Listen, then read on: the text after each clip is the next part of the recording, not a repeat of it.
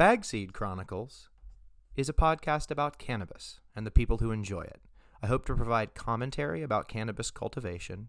It's about 10 minutes and put it in there, and I roll wow. it up. It's pretty good.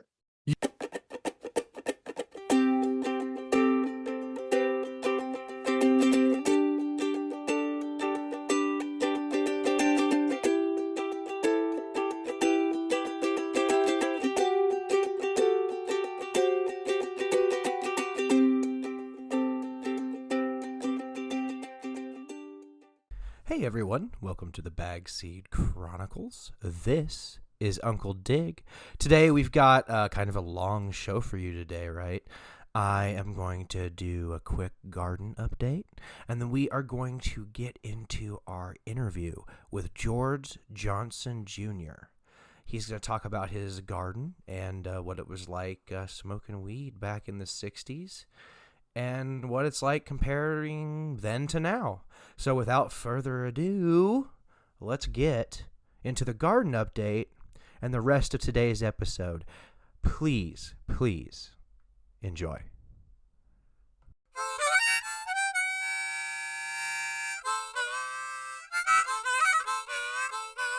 Uncle Dig's garden update. Hi guys, it is 8/27, right? August 27th, 2021, and we are in gardening zone 8B. It's been cooling off at night. Some of my plants are in mid-flower. One of them is in late flower. Some of them are in early flower, but all of them are in flower. So that's really exciting. And I'm starting to get some pungent aromas wafting off the plants as I walk by. In fact, in my humble opinion, the CBD Dutch treat that I just finished fertilizing, that's right, we're already flushing one plant, the CBD Dutch treat, that flowered early. She smells like cookies to me, I swear. Like sugary cookie dough. So far, I'm not seeing any caterpillars. And my pest problems have been pretty manageable. I see a few leaf hoppers, but that's really the only thing that I'm really seeing right now. And I wanted to talk about why I think that is. So I haven't been spraying spinosad at all. I think the spinosad kind of negatively affects some predator insects. And I'm seeing some like healthy populations of predator insects establish themselves in my plants. So I've tried to use gentler methods, which is what I've been using, basically spraying one of these, both of these, once a week. I'm spraying a light mix of Dr. Zymes on the plants, and then I wait about 3 or 4 days, and I'm spraying a BT mixture for the caterpillars. I'm also hosing off the plants once every couple of days, once a day. The only time I really don't spray them off in the morning is directly after an application of one of those 2 very mild pesticides. And the reason for that is I want to make sure that they're going to be there for especially the BT will be there for any caterpillars I miss to eat, so they'll die. Now I have another friend who is convinced that she's going to spray off her plants with water every morning, and that's going to prevent caterpillars. So we'll see how that goes. I haven't had good luck with that approach. I know I see the butterflies out there, so we'll see how it goes. The Alien OG is in flower. It got a larger dose of open sesame from Fox Farms than normal. I've doubled their doses because all the plants were shedding yellow leaves much too fast for my preference, so I needed to up their fertilizer. So everyone's getting their full strength dose. So everybody got fertilized with their flowering fertilizer today. The 2 CBD Dutch treats that are not in late flower, they just started flowering, and they got open sesame. Both of them are looking amazing. They're not really smelling too much yet.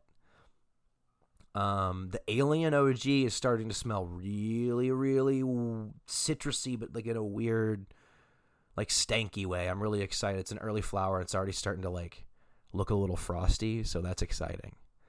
And the Strawberry Dream, that Bagseed that I'm growing, is also smelling amazing. It got open sesame today as well.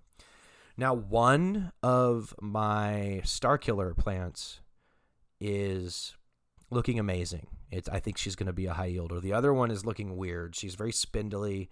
She's got some red stems from stress. I'm hoping the increase in fertilizer will cause her to at least slow down her degradation, but I don't think I'm going to get much off of her. I think she was a little underfed her too much for too long. And the Black Domina look amazing and are getting beastie blooms, even though one of my chickens did get in the enclosure again and eat on one of those. So I probably lost like a little bit of yield there. So that's unfortunate. And of course, my salsa garden's doing good. All of a sudden, the tomatillos are deciding to produce fruit again. So that'll be interesting. So maybe I will get to make more than one batch of salsa after all. That is it for my garden update. Let's overgrow the world. If you've enjoyed this episode of the Bagseed Chronicles, please share it with a friend. After all, the best bag seeds always are. Everyone, please join me in welcoming Mr. George Johnson Jr. to the Bagseed Chronicles. Mr. Johnson is a cannabis home grower, a retired railroad conductor, a jazz vocalist performing in the Washington D.C. metro area, and the CEO and founder of the Washington D.C. Jazz Network. Welcome to the Bagseed Chronicles, Mr. Johnson.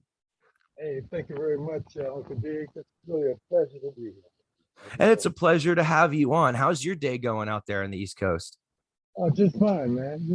Just fine. Just tending to my babies and, enjoying the sun. And walking the dog. Went for a nice walk today. Smoked a good one, nice joint. And I feel good. Good. What are you smoking today? I'm smoking some Gorilla Kush. Ooh, okay. So is that a Gorilla Glue crossed with a one of the Kush strains? Yes, it is. Oh, that sounds like a nice, chill, like indica hybrid smoke in the middle of the day, huh? Yes, just chilling. Because I was up all night. I woke up about 2 this morning. Oh, wow, that's no good. So I've been up all night. That's my, I don't work a job. So, I have my own hours. I sleep when I'm ready.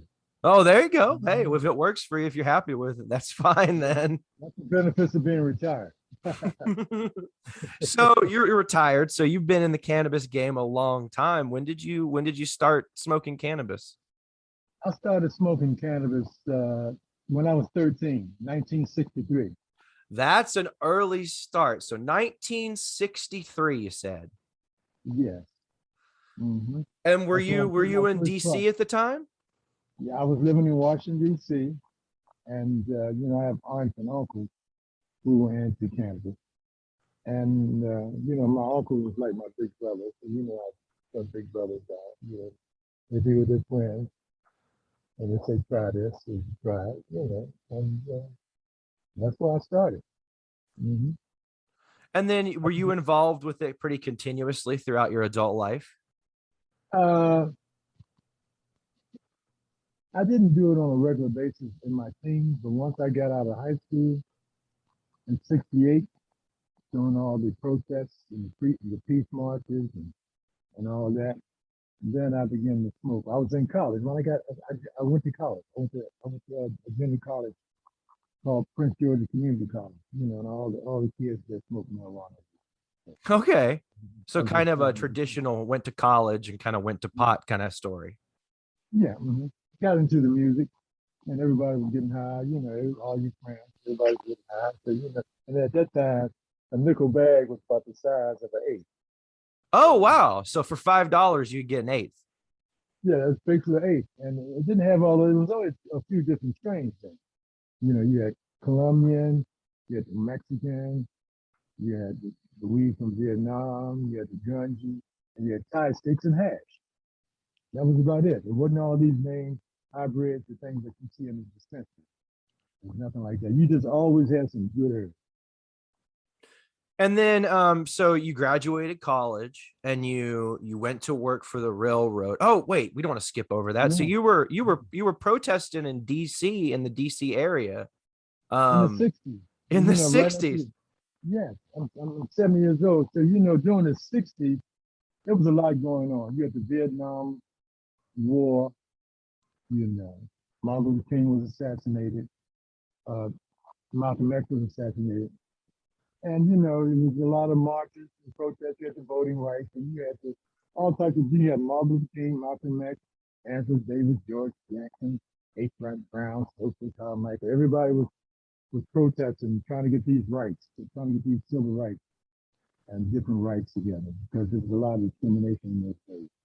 But, at a lot of those concerts, so in the 60s, I started going to the different concerts that would come to D.C. And, so, everybody smoked. Everybody So got high. what kind of concerts were you going to back then? Well, back then, in the city, you had people like Marvin Gaye and James Brown that came. But when I got in college, around a lot of, it was only about 25 black people going to Prince George's Community College then. So it was a mostly white college. So, a lot of young kids were into rock and roll. Okay. Jimmy, Jefferson Airplane, Grand Funk, and all those types of things. So I got to see people like Johnny Winters and, different people like that. And that's what everybody did. Everybody got high. And then in Washington, D.C., down in Georgetown, off of P Street, around about 25th and P, it was a place called the P Street Beach. And every weekend, different blues bands and rock bands would come down there, and everybody just lay on the grass and get high. That sounds amazing. I mean, it was real peaceful, man. It was real peaceful.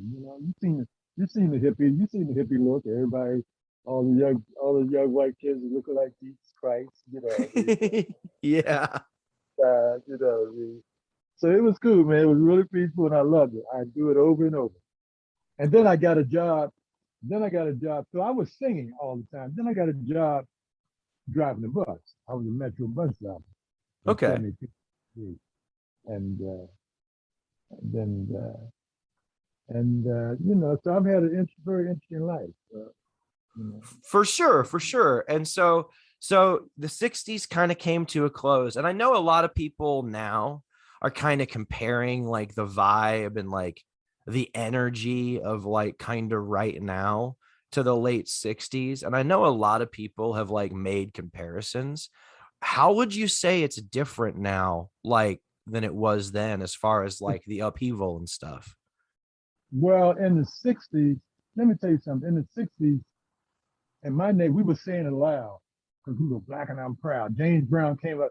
James Brown was one of our musical spiritual leaders. He would always come up with something. We were saying it loud. Black was beautiful. You know what I mean? We wasn't using the N-word then. It was brother, brother, brother. You know what I mean?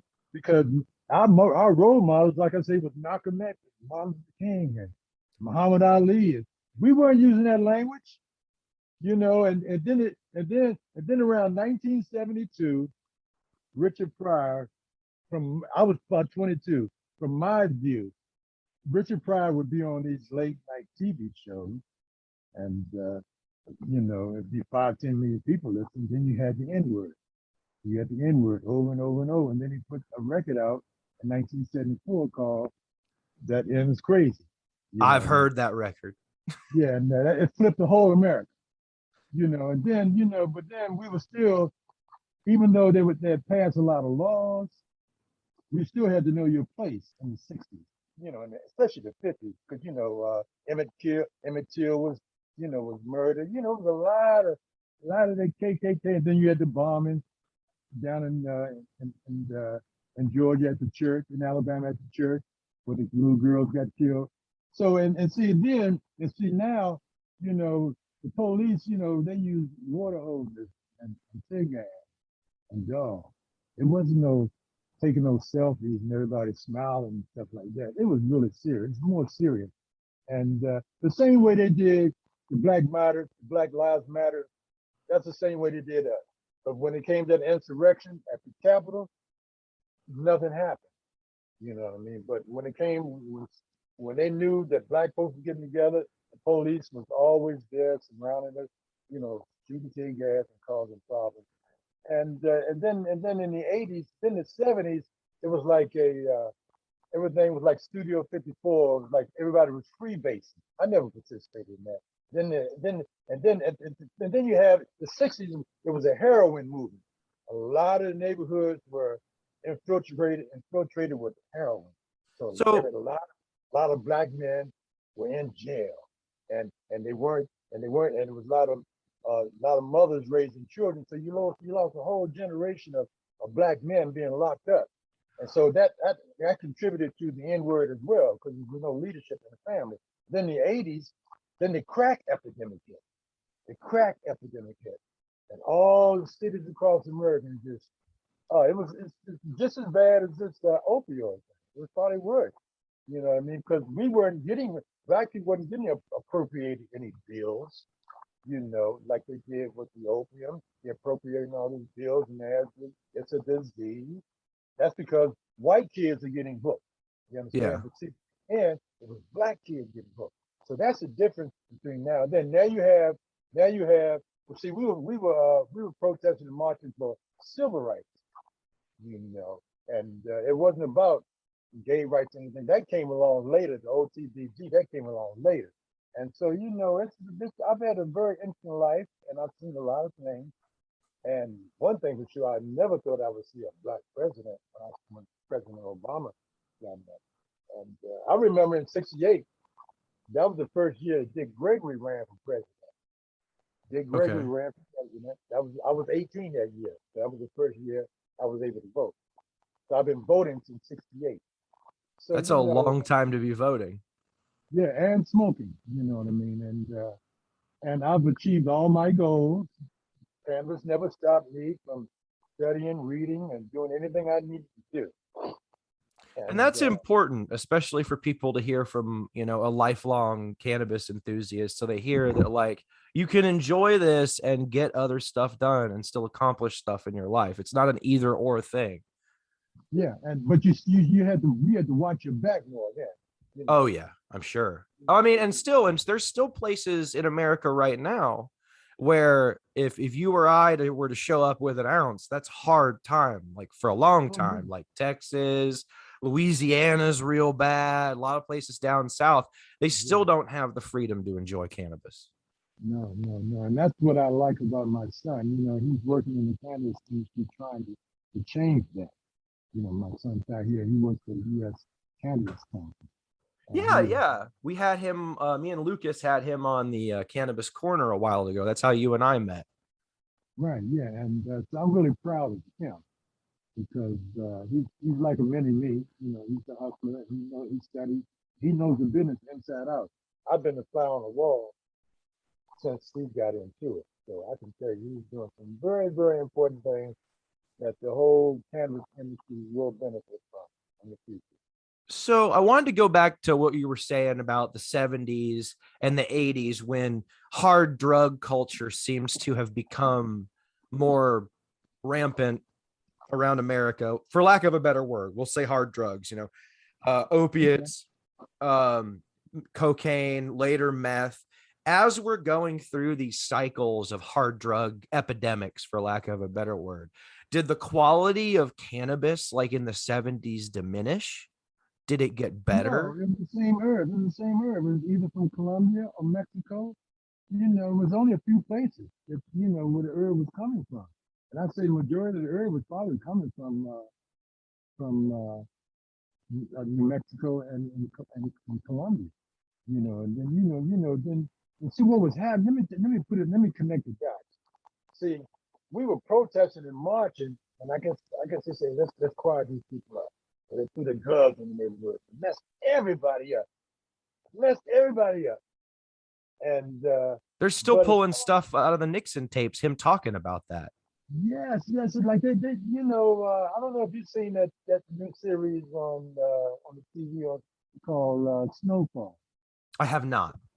It's about a young man who basically almost started the cocaine and the crack uh, thing back in the '70s and the '80s. He started off with a bag of weed, and then he bought another bag, and he got an ounce of cocaine, and then next thing you know, he found out how to do crack, and the crack hit him around in the '80s. It just, oh man, each generation has been a drug that was put out there that was let in the country to mess up the masses, whoever they wanted to mess up, the majority, or now it's the white kids with the opioid.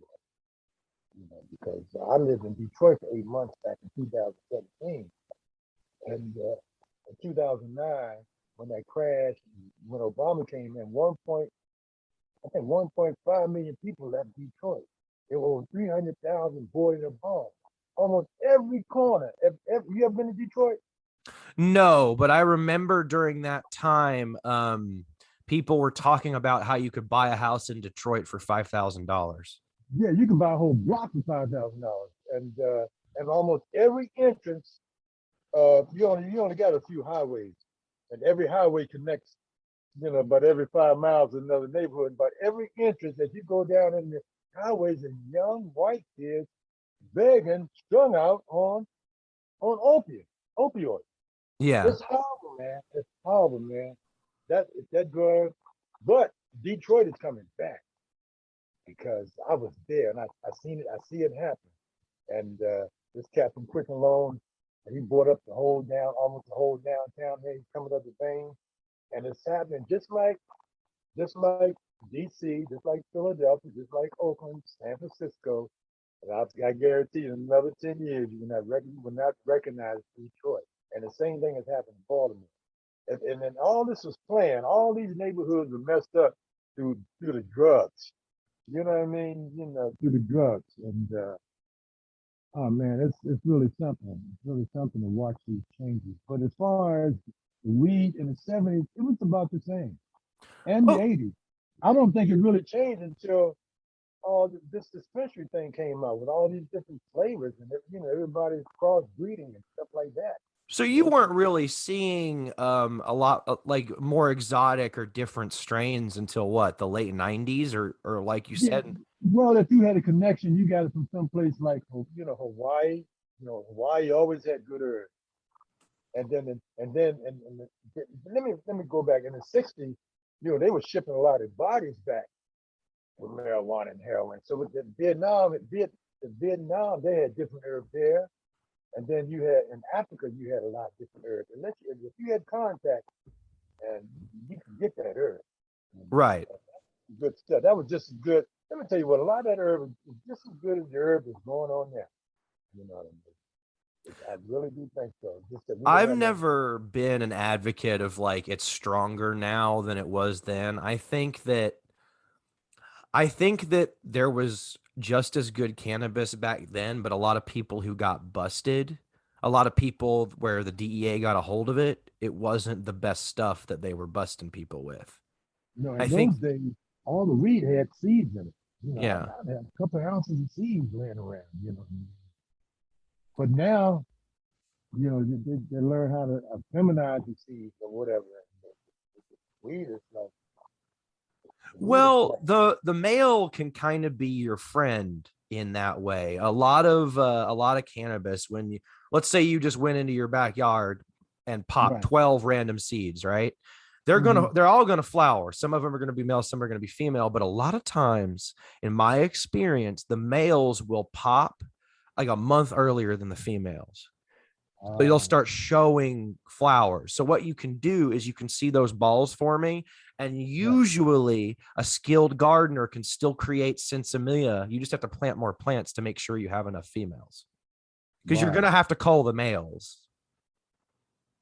I see. And I think a lot of the problem back in the day is people, one, didn't know the difference and didn't know not to do it. And it's a labor intensive process because you got to walk the garden every day during a certain time of year. And if you've got like 100 plants in a field in Mexico, that's a lot of walking to do every day.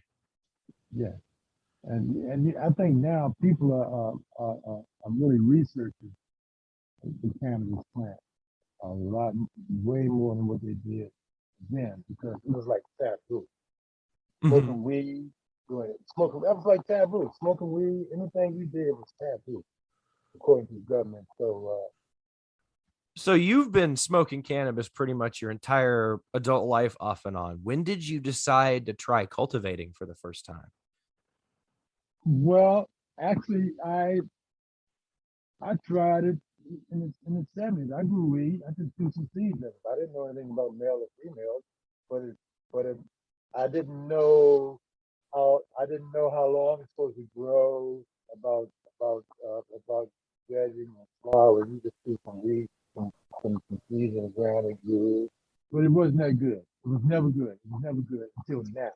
Now, about 2 years ago during the pandemic, uh, actually, my son bought a grow box, Okay. and he was experimenting, and he grew the best. It was the best herb that I ever had in my life. I swear to God. It A was the lot best of people experience that with home grow when they first grow it at home and they have their first good run. They surprise themselves with how good they do. There's something I about mean, small batch cannabis that is awesome. it had like a fungus, funky like taste on it, and it was so good. I mean, and this box on it only grew one plant. I mean, it's one of them grow boxes. It was like 2,500. He paid like $2,500 for that. And the next year they came out the tents for $75. I remember. I think I know which grow cabinet he bought. And then this little connector in the back of it broke, and the company went out of business. Oh no! So Oh you couldn't get the no! part. It's like a little it's like a little connector, a little wire connector. One white on both sides. You like slide together, so you can't even find the piece unless you know an electrician that can look at it. That's But in why the I meanwhile, started. I'm sorry. No, you're good. That's why I didn't start. Like I looked at growing indoors 6 years ago when I thought about growing. And back then, there were a few tents, but they were really expensive. I was like, I'm just gonna grow it in the backyard.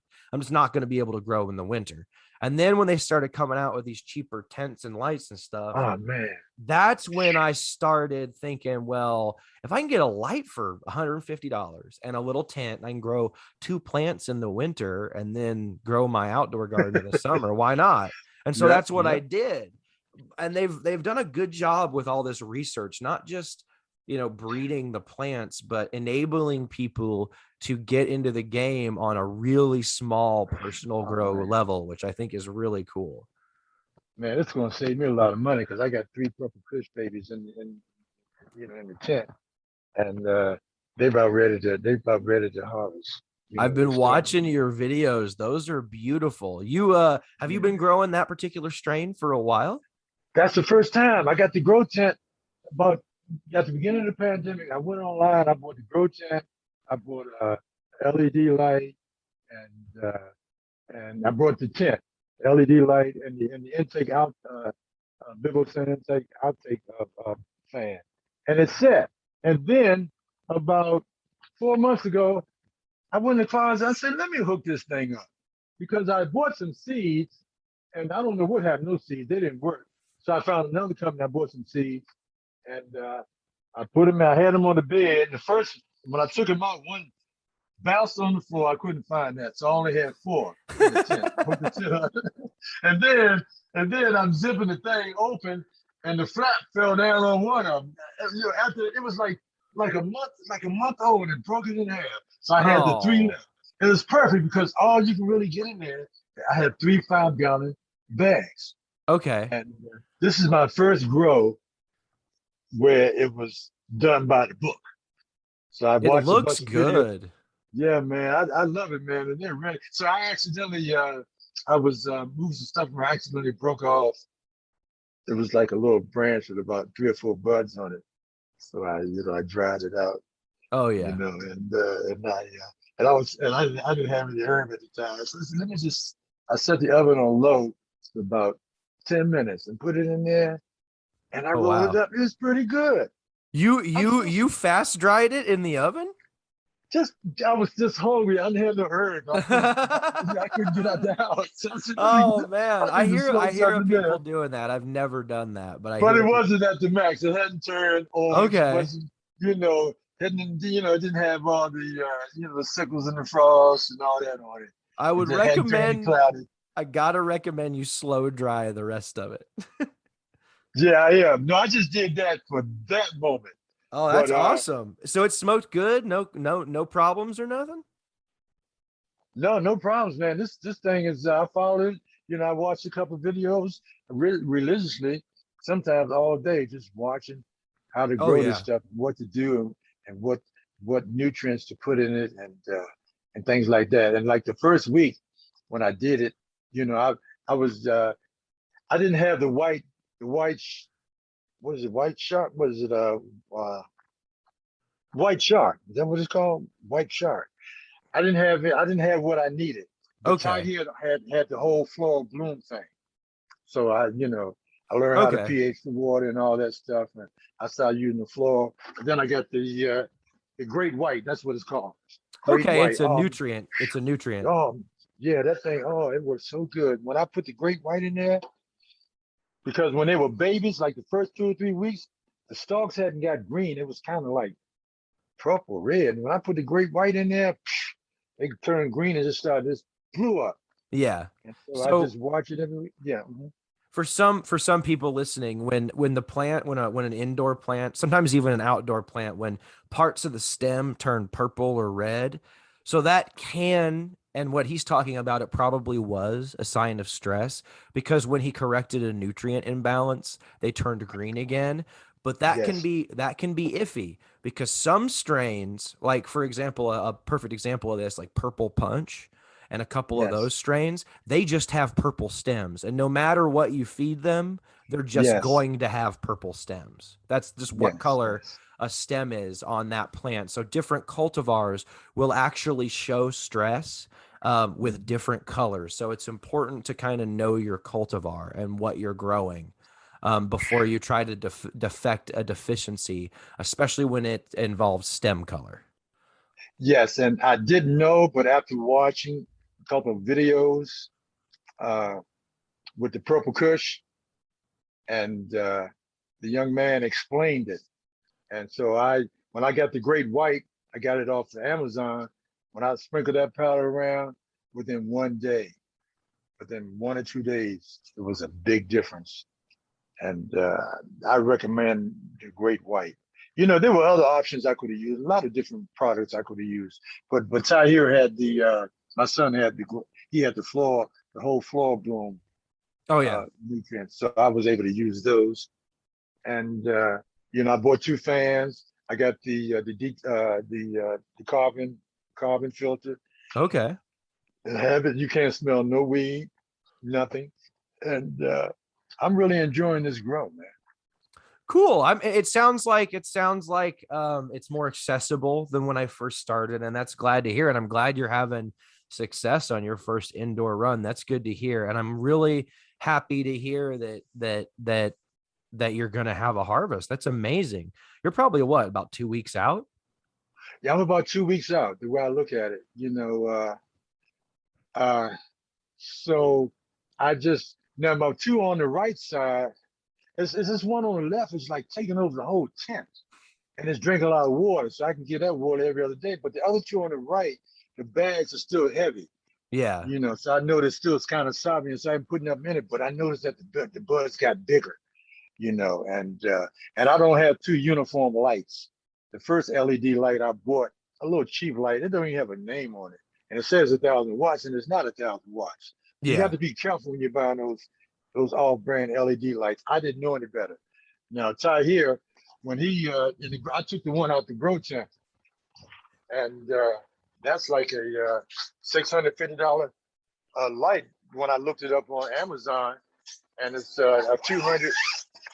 It's called Black Dog LED Okay. Hypo Max 200, and that's perfect. But it really isn't enough for this whole tent.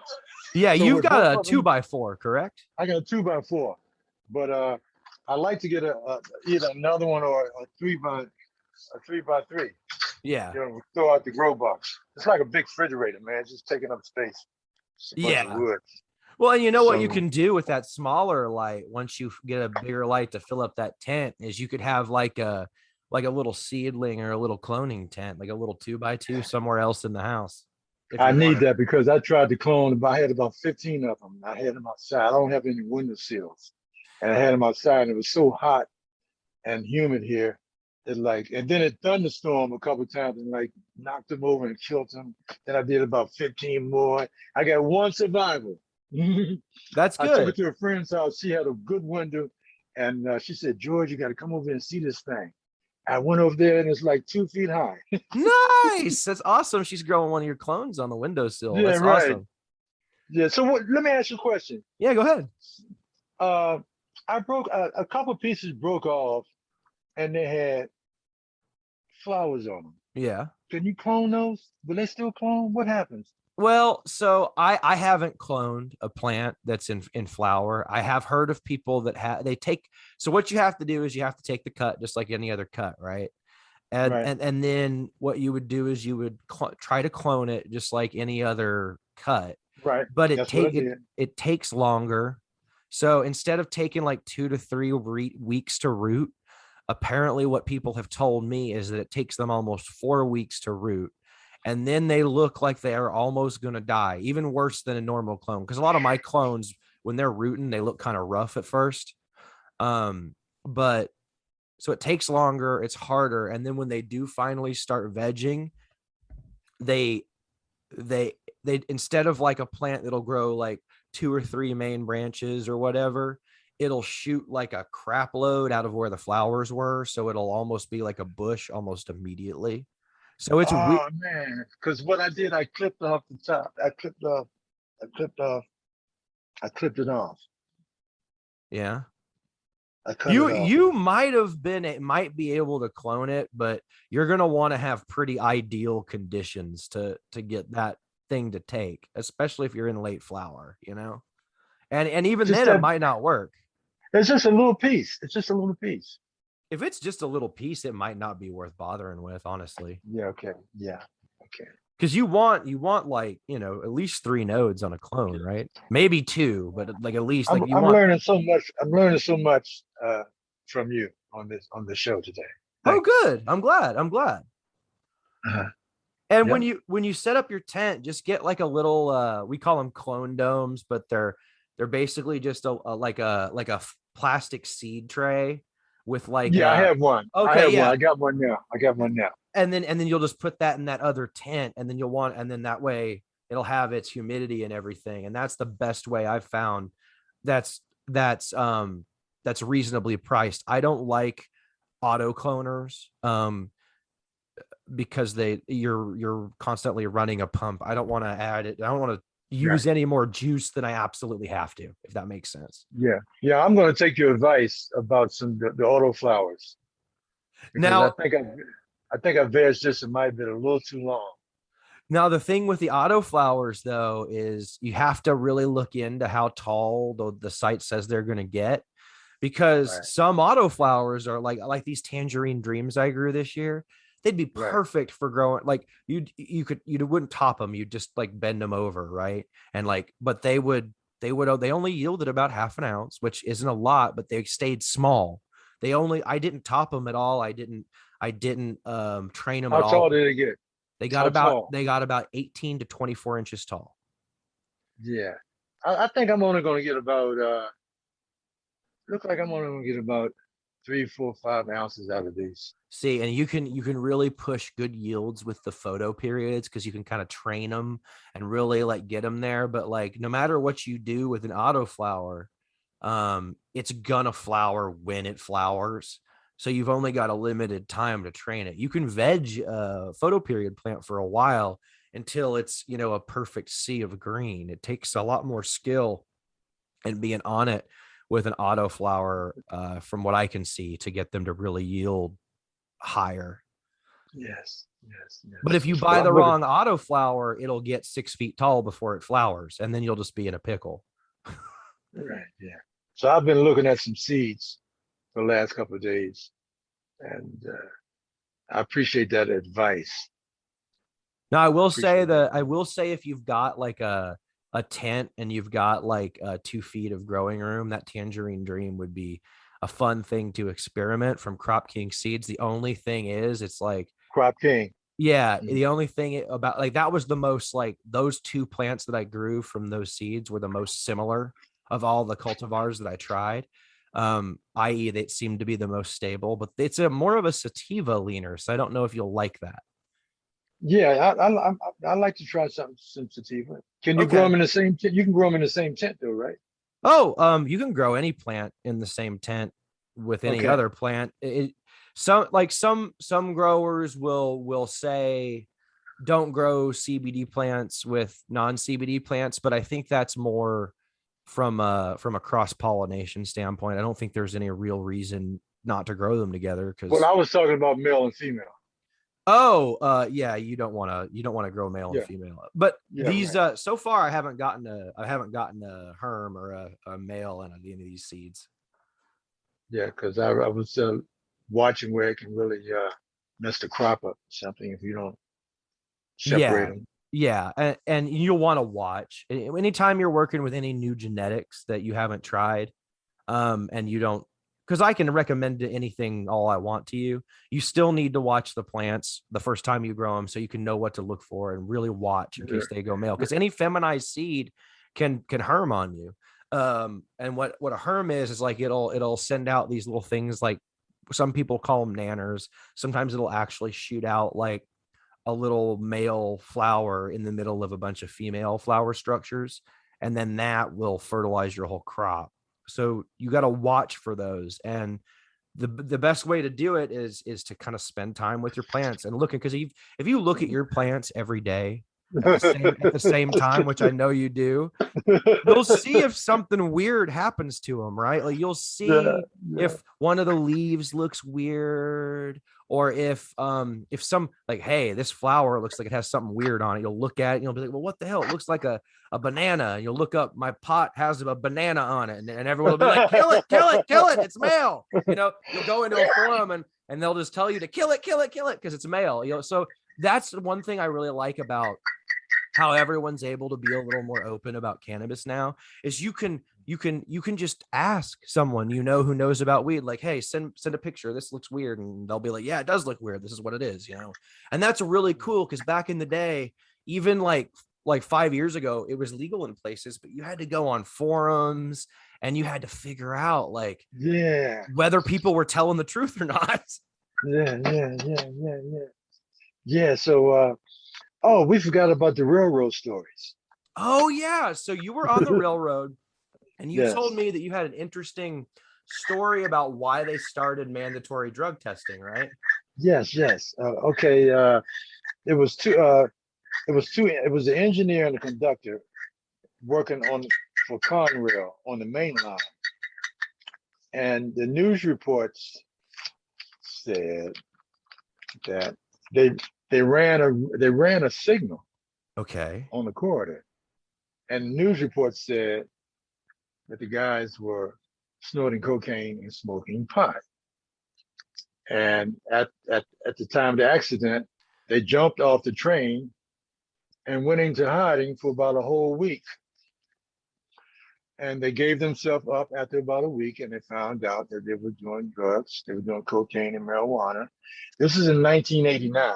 Okay. And that was the year that random drug tests started. So it went from the railroad to the planes to the government to the schools. And that's why you got random drug tests now, because of that incident right there. That was in 1989. Because two guys had way too much fun at work. Exactly. And Golly. if they wasn't doing the cocaine, they probably could have got around it, but but that's I'm not saying that a train conductor should be high, but that no, you no, really no, you no. really shouldn't be doing cocaine, especially. No, in those days, that was the day that was probably the day, the year that everybody started getting high because they had random drug tests. And so, if you're working on a train, they could say, GVJ, get off in Metro Park, train master's gonna be waiting for you. Somebody else gonna take over the train. There's nothing you can do. So As you soon as had you get in, so as soon as you get in New York City, or what any stop, they could walk up to the front of the train. Hey, GV, so and so going to take the train. Come on along with us. We're going to a drug test. Bam. So so walking a tightrope is not good. I so had to so stop smoking. damn, you had to stop smoking in 89. Mhm. Yep. I And did you, stopped for a whole while till I so retired so you because I were had a big house. I had 3 sons. had a big home. I was making $100,000 a year. What I look like going home? Oh, Daddy lost his job because he smoked marijuana. No, it was No, no other option. no, So I you couldn't. stopped. So you had to stop. You know what I mean? You know your priorities. You got a family. You take care of your family. And So that particular job had to random drug test, so there was nothing you could do. yeah, it was the same thing in the army. I never smoked in the army for the same reason. They kick you out so fast. Yeah, and that was a Now, good thing. That was a good thing. Go ahead. so you stopped in 89 and then so when did you retire? I retired at 62. I took my retirement at 62. Okay. I'm 70, about 8 years ago. Okay, cool. Well, welcome back. You know that's funny. So you probably started smoking cannabis again when I was just starting to get really, really into it. That's kind of funny. Yeah. But I was always around it because being a musician, Mhm. I was singing with some very popular people.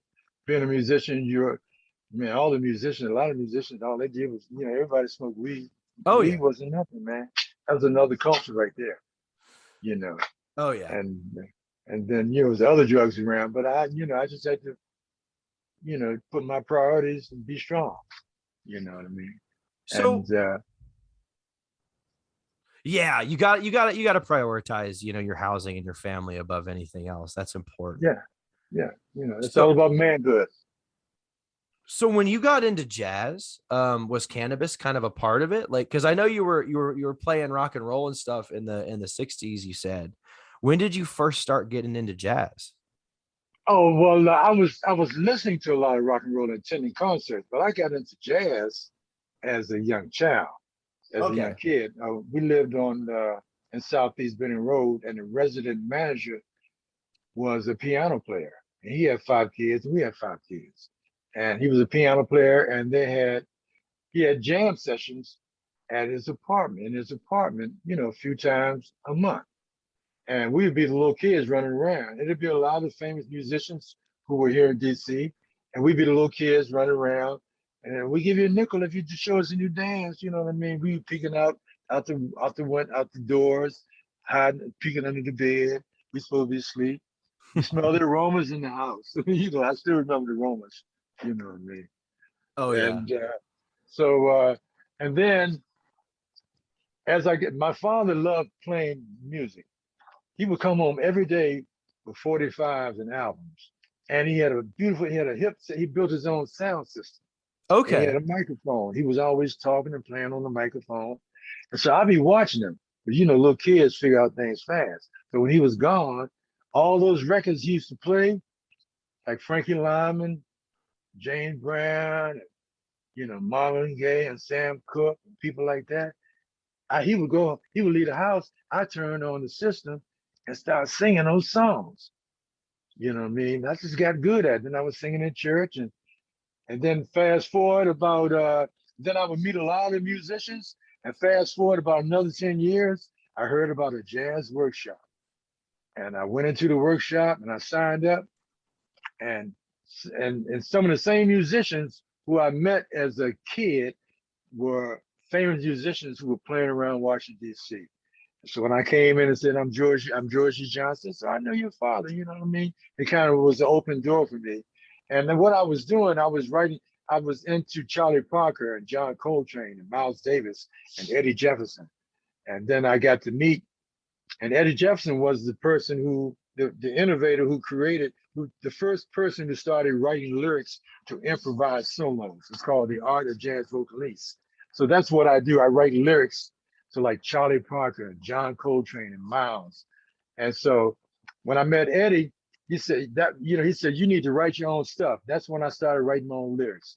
And then then I kept on singing, and I did it for love. But I always did it for love because I always had a job. Because in my family, in my household, when you turn 18, my father let us know if you turn 18, you're a man and you're getting out of here. You either go to Vietnam, you're going to college, or you're getting out of here. So my whole thing was based on being a man and getting a job. And music was not a job.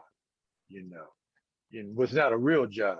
So I worked as a Metro bus driver, and I started singing in jazz clubs. And little by little, I started meeting people.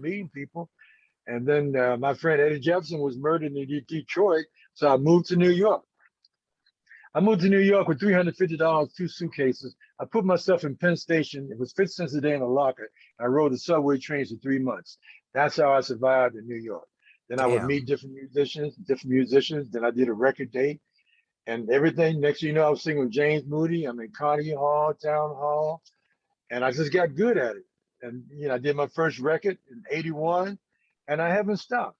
And so now I've been almost around the world. I've been touring. My last places I went was Montenegro, Geneva, uh, Italy, and Paris, France, 3 months. Oh man, it's just beautiful. Most of the concerts and concert halls and clubs around the country, and it's really beautiful. And then COVID hit, Oh yeah. so now I'm just watching the statistics because every time I go on Facebook or Twitter, one of my friends is dying. It's because there's a lot of misinformation out here. Yeah, I've lost a few people rather close to me since this whole thing started too. I wish people would just chill for a minute. Yeah, and matter of fact, I just lost a good friend a couple of days ago. I mean, last week. He didn't believe in COVID. I mean, in the shot, anything. He had 4 kids, family, dynamite musician, but he just didn't take that shot, man. And he got the COVID. And once you get on that respirator, and if you got any type of underlying diseases, heart Yeah. condition, obesity, or something, Yep. you're gone, man. And most of the people who are dying now, I don't really want to get in this, are dying because they don't have the shot. So Yeah. I'm pretty cool. I had my shots. I had my booster shot. I had my 3rd shot just last week. And I'm I haven't 70, I been. feel good. Yeah, good, Mhm. good. I haven't had the 3rd shot yet. I just got the first 2. I think I get all my shots through the VA. So when they tell me there's a shot, like they send Yeah, us reminders. It's kind of nice. They'll send you a reminder every that's year good. to get your flu shot, and you just go over there. It's really easy to get it, and then or at least it was before COVID. Same thing with the COVID. So I got mine back in April. I finished my So, series. so if you have an underlying condition, they advise you to get it. Other than that, they want you to wait about 8 months. Oh, okay, okay, You got like an autoimmune disease, any type of thing. gotcha. That messes with you. Then they advise you get the shot because the COVID could probably hurt you faster, quicker. Yeah. If you got some type of underlying disease. But yes, man. Well, and it looked like there for a minute, like toward the end of July, it was looking like we were gonna get to start doing some live music again, and then that fell off once the Delta variant came through again, which is unfortunate. But I mean, you got to do what you got to do. Yeah, I went to a couple concerts and it looked good. Matter of fact, I did something a couple weeks ago. I don't know if you've seen the video, I and it was did at a on your Instagram, yeah. yeah, and everybody had masks. Then I went to another place in Baltimore, and it's outside, and it was a big space. It was beautiful, and the musicians were playing. And now the city of Baltimore is trying to shut it down for a noise ordinance. Now, and the noise is not that loud. It's just that, I just don't know what to say. Every time it seems like we're getting somewhere, just something happens. And with this new variant, this new Delta variant, you have to really be careful because even if you stay in the house, you haven't had the shot, you stay in the house, you wear a mask. That stuff makes house calls. Oh yeah. It makes house calls. And if you got to really be careful, man, especially if you're traveling.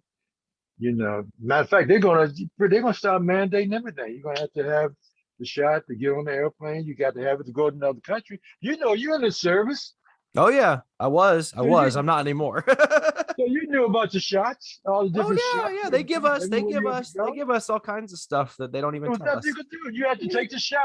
So Yeah. why are these people complaining about it now? It's it's the culture war topic of the day. But hey, we are coming up on an hour. Is there anything you'd like to say to the Bagseed Chronicles listeners before we get out of here? Yes, I think everybody should be able to grow their own medicine. It saves you a lot of money. It's as you cannabis. It's educational, and it's such a joy to watch something grow. And you just watch some YouTube videos, and just do it. And I think you'll love it. And I'm going to harvest mine in about 2 weeks, and I'll let you know what it's like. I'm gonna.